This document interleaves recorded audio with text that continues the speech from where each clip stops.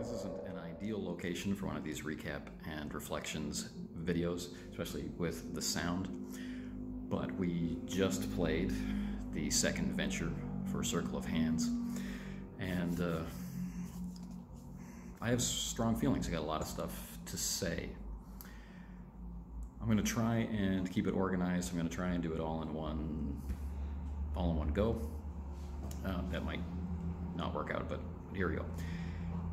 Let's start with reflections on the game itself. We had no combat, although it could have happened at any point depending on how things had turned out. I was ready. I was much more ready for combat this time, I think, than I was the first time. We didn't get to test that, and that's fine. I liked the decisions that people made. We ended up rolling less. We ended up invoking the system less, and that had, at least that was my perception of it, was that that's how the players, Ivan and Eloy, were playing the characters. They weren't of a social level or a social rank to be automatically noticing things that maybe the players wanted to notice, and they could accomplish the rest through dialogue. So they were put in situations very often where they had to speak with people that didn't necessarily like them, right? So they spent most of their time with unnamed characters, people who accept them, look up to them, treat them as an equal, just kind of, they lived among them, and they don't necessarily bond, but they don't have any troubles either. So most of our encounters, most of our time was spent with unnamed people, but there are moments, there are these points of brilliance, which are the NPCs. You know, in the morass of gray, there are these pinpricks of individualism, or individuality. The named characters were introduced strangely, and that was partly to do with character selection, because character selection closed off one whole aspect of things as an automatic in. Nobody was going to be spending time or resting or being a part of the garrison community where the gentry were and where the higher, more favored professionals were, which meant everybody was in among the farms and the peasantry and the less favored professionals. So it was very much an us versus them feel, and information was in one small pool. The named characters living down among the peasantry was one freeman, an old retired warrior named Bernhardt, and someone pretending to be a freeman, which was obvious, couldn't be disguised, but everyone was polite enough not to call him on it, named Gernot, who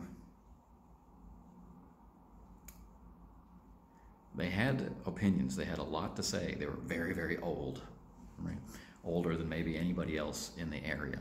They were too old to act, but they were not so old as to lay down and die. They had opinions. They argued with each other constantly. They argued when they agreed with each other. They argued when they disagreed with each other, and they wanted people to heed them, to pay attention, right? So when tensions were building among the peasantry, they would show them the light of reason, almost to be contrarian. And when people were calm and accepting of their fate, they were like, how can you be this way? Look at this situation. So they were not exactly instigators, but they were that type of person that isn't themselves actually going to do anything. They're kind of locked in the stasis of their lives. And they obviously they're here, they're hiding out or something, or they've chosen this place as where they want to be and end and die. And now this. So what is this? What were our components? Components were twofold. We had the civil unrest component, which is the component number 2. So class struggle at a critical point. And the next component we got was the monster component, and for that component I chose ghouls. And you can get more details about this in the session preparation videos. I'm not going to go into detail here, but that's what I had to work with. I chose to do 5 named characters, 2 for one component, 3 for another. The components I had were this social unrest at a critical juncture and a monster. And the tone of Squick in Roll K again. Now all of these things need to be kept separate and interesting, which gave me a lot to juggle, and I have a video about that too. So here I just want to focus on my reflections. So we're not invoking the system very much. We're not making a lot of wits rolls to figure out social relationships. We're not making a lot of charm rolls because the characters are in the community, they're fulfilling their duty, they're not making waves, but they're not solving the problem either, right? So there's this flow, this ebb and flow of feeling, right? And with the Squick tone, my job is to make it dark, make it difficult, bring us to abject hopelessness. But as a group, we have stated that we're not into gore for gore's sake. So I'm not going to dwell on, postulant wounds and all the terrible things that can happen when people slowly starve to death and when there's little travel and when it's cold all the time and frostbite. I didn't want to go into all the heavy description of physical ailments. I just wanted to suggest them and let the player's imagination take them. But for the Squick element, what I talked about was that absolute breaking point. I wanted to keep focusing on the absolute breaking point of people where suicide seems like the best option, where you can consider cannibalism as sensible, where even your best decisions become something to regret moments later, where it seems like the momentary suffering now and the release of death is the best future for your children, and so on and so forth. I tried to paint this in blood drops in the snow was the imagery I was using as my guide, right? Just moments in time.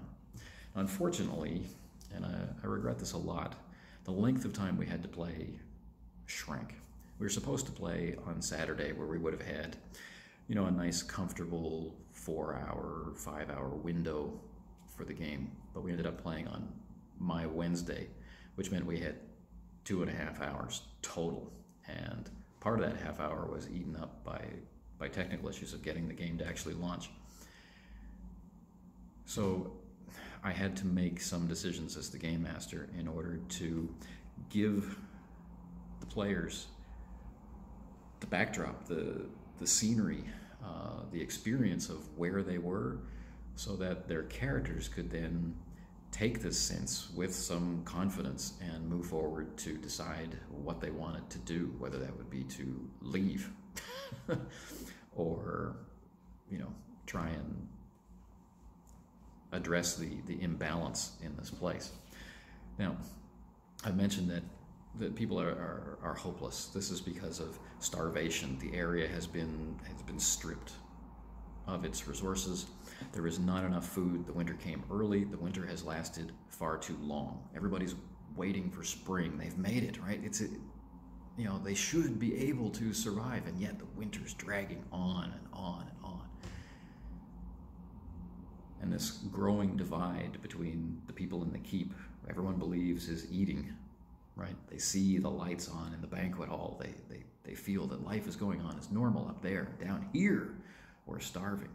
And nobody's coming to help them. Nobody is sending supplies down. No help is coming from elsewhere. It's just day after blinding white day, day after freezing day. Nothing happens. No one can do anything except their chores, right? Get water. Make sure there's enough wood.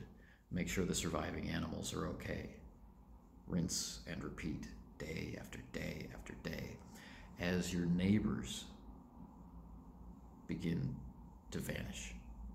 And some of your neighbors, you find their bodies. some of your neighbors gather together in small clusters trying to, huddle together for warmth and pool their resources, and maybe they can survive. Some of them are just gone. Where did they go? There's no game. There's no fish. What are we going to do? This is the point, really, where we start play. And through the named NPCs and through pretty aggressive, hard framing of scenes so that time advances, so that the players know and the characters can be role-played as having to live through all of these days where they can do nothing, right? That was the experience I was trying to communicate. And if I'd had another hour, I think that would have been closer to what I wanted. But I'm not completely dissatisfied. It would have been nice just to play and make sure that the player had exhausted all the avenues that they wanted to do, but then still step in and say a week later. Right? As it was, I was waiting for that moment of indecision, that moment of, okay, now I've got some information, what am I going to do with it? So what I tried to do is interject that time passes because there's a lot of work that you have to do, right? You have to take care of the animals, you have to take care of other people, you have to make sure there's water, you have to make sure the fires are going, you have to go check on the neighbors, you have to go check on the elders, you have to, right? There's a lot to do in the day and only very limited daylight and only limited energy resources. You might want to do something today, but you just can't tomorrow. We'll do that tomorrow. That's what I was trying for. You, the audience, can let me know by how much I missed that. But anyway, so that can stand as my reflection of the game. The game gave me some really interesting, kind of slippery things, right? Because I chose ghouls. Spoiler, because I chose ghouls as the monster. It was really easy to have the first component of civic unrest because of starvation, because of mismanagement, because of all feed into each other and all be one giant problem.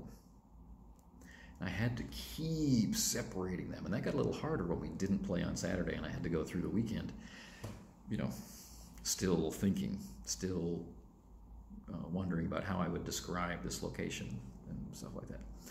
But I did manage to find a way through, and I talk about that in the preparation video, so I won't talk about it here. So, system, I was really comfortable. I like the balance between failure and success. I like how simple it is as the game master to let the players know that this is a situation where you need to do more, right? You're only going to have one die for this roll to which to add your trait. So you're probably going to fail unless you can find some way to connect with these people or connect with the situation or apply some of your resources to the situation. You're going to fail, and you know you're going to fail from the beginning. And then there's that moment where it switches and say, now you've got 2 dice. Now you've got a real fighting chance to do this thing. Or if someone swears an oath, or if someone uses magic, right? There's this very palpable swell of, and it's different from saying you've got +2 to the roll, or different than saying here's a style point. Because it comes as a surprise. It's like, do I have 1 die or 2 dice on this roll? You have 2. All right, I got a chance. And you roll, and you can still fail, but you can also succeed. I like it. I like it a lot. Characters. I feel really lucky to have players who are taking the game seriously, who are taking the mood, the atmosphere that I'm trying to put out seriously, take it, accept it, and look at their characters and try to bring the limited number of traits out into the open so that we get that clear sense of who this character is seen as being. Right, so I had one character who is described as blunt, an outdoorsman, right? So we can imagine he's rough around the edges. And the other character is described as shy and was described as being traumatized. So, not great conversationalists. We're not going to have these long discourses on politics, on rights, on duty, on your role in the society of the fabric of the Crescent Lands. That's simply not going to happen. Might have happened with other characters. It's not going to happen with these. We're not going to be invited for dinner. For all intents and purposes, these characters are invisible to the people who live up in the garrison. But they're very visible among the peasants, among the farmers, among the herders, right? Very visible. They are the circle. They are people who have broken rank. They are the people who wield magic. They have been trained to fight. They are allied with the young king in Rolke. They are wandering the land. They wear the badge of the circle. They are trapped here in this place, just like the rest of us, slowly starving to death. And although they're doing their best to contribute to the community, we are all going to die if spring doesn't come or if help doesn't come. I liked that they accepted this, that they didn't just turn it into a let's walk up the mountain, kick down the door, and kill the guy. It's so easy to just do that.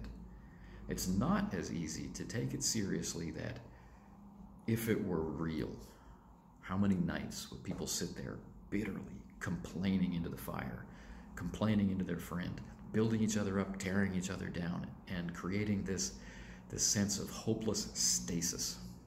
That's what I wanted to portray. That's what I wanted to build. And then from that, see what they would do with it. Even if that was to walk away, right? To recognize this is hopeless. Right? Great play. Ivan got dealt a difficult hand and I made it harder on him. Playing the shy peasant. He had everything stacked against him for the things that he chose to do, right? He wanted to counsel people, make them feel better, yet he had to play the shy, non-communicative character. And he chose to go up to the keep, where he was treated very badly. Difficult to just sit there and accept as a player when you've got other things in your pocket that you can pull out. So I really enjoyed feeling the frustration of the character of Ingolf. For Audemars, we walked some pretty fine lines, right? We came up close, I think, to one of the hard lines that Eloy has drawn, and you could see him wrestling with it. And once again, we wound up with what I think is a pretty powerful scene. And there were a couple of places as the game master where I was describing the situations they were in, where I felt like I needed a pause. The types of situations I was describing managed to connect with some of the things that I was actually feeling. And that was pretty powerful for me. This is something I've experienced a fair bit as a player, not very often as a game master. And one of the reasons I think that it was able to come out is that you have these components and you're putting them in play, but you as the game master are not drawing connections and you're not making anything matter in any particular way. You're there to just describe it. And it's the players who connect it. It's the players who make it matter. And it's the players' decisions ultimately which give us events that we focus on. NPCs can do all kinds of things, but in the sense, that's a layer removed from what we're paying attention to, unless the NPCs and the PCs are in there together. So it's the players that make things matter. And so as I'm bringing out these descriptions, as things are occurring to me in the moment to say that will bring the point home, that will bring the component to life, the players are making it matter. And there's quite a few sections in the video, if you go back and watch, where you see that I have to pause because I can't speak. And so that was powerful, and it's something I'm looking forward to experiencing again. I don't want this session to have been my last Circle of Hands session. I'm hoping that we agree to do more. So, system and characters. As for myself, reflecting on myself, like I said, I wish we had more time, wish I'd been able to take more time. Believe me, I've gone over the different components in my head in different ways to bring them together, in different ways to have advanced time and different things to look at, different ways to employ the cross technique. It didn't get used nearly enough for my own satisfaction. But all in all, I look back on this session with satisfaction. I really respect what the players brought to it, and I feel like, in a sense, this second session things clicked. There are parts that didn't. Once again, the players had to take on new characters, so you have new character syndrome. Is this my guy? We talked about that at the end of the session, and we have moments of hesitation. The what can I do? What is the trait?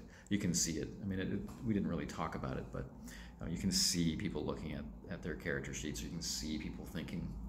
And we had a funny thing with talking about changing the spells at the beginning of the session, where Eloy says, I'm going to get rid of this beast spell and replace it with ward.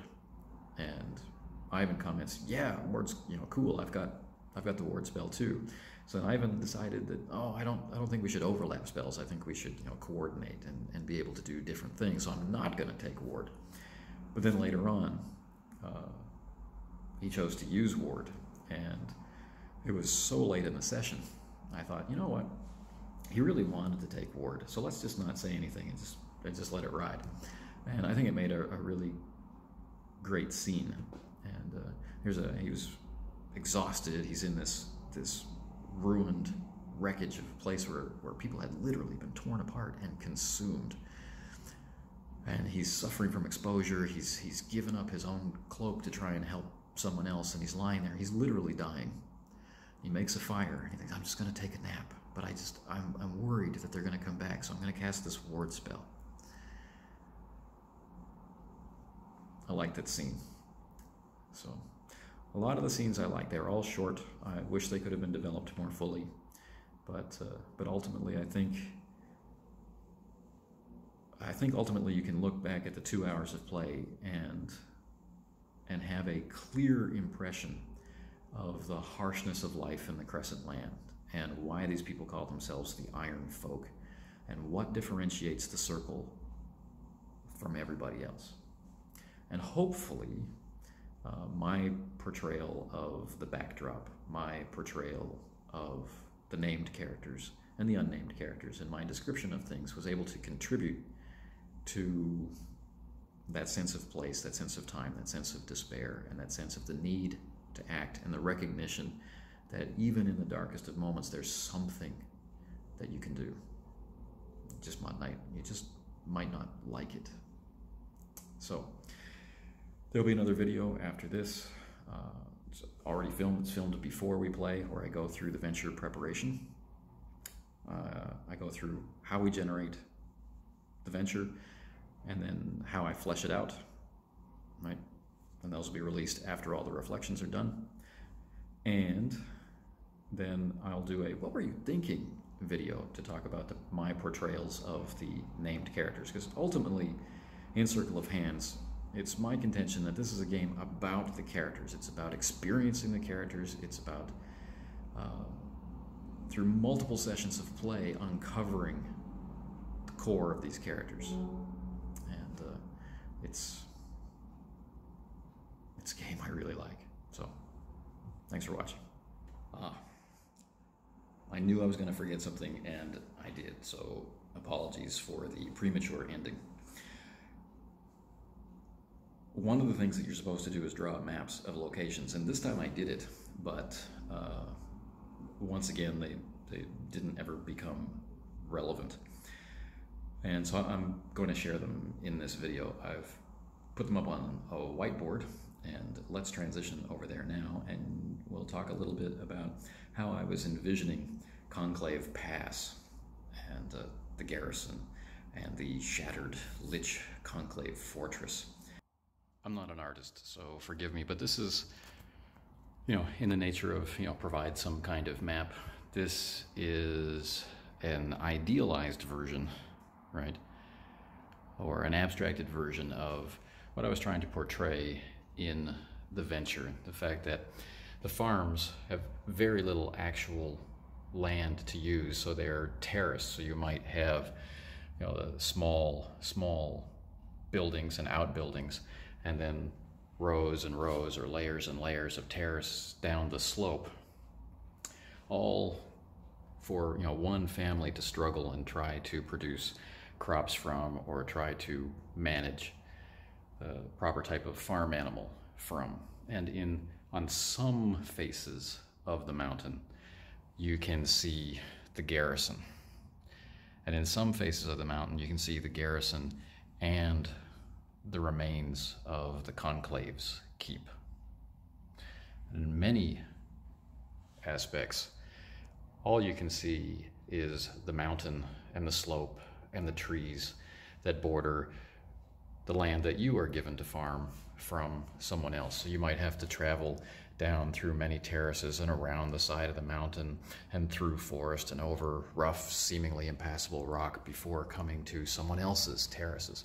So everything is separated and isolated, and through it all, you're pulling your body through knee-deep or waist-deep snow, praying for spring.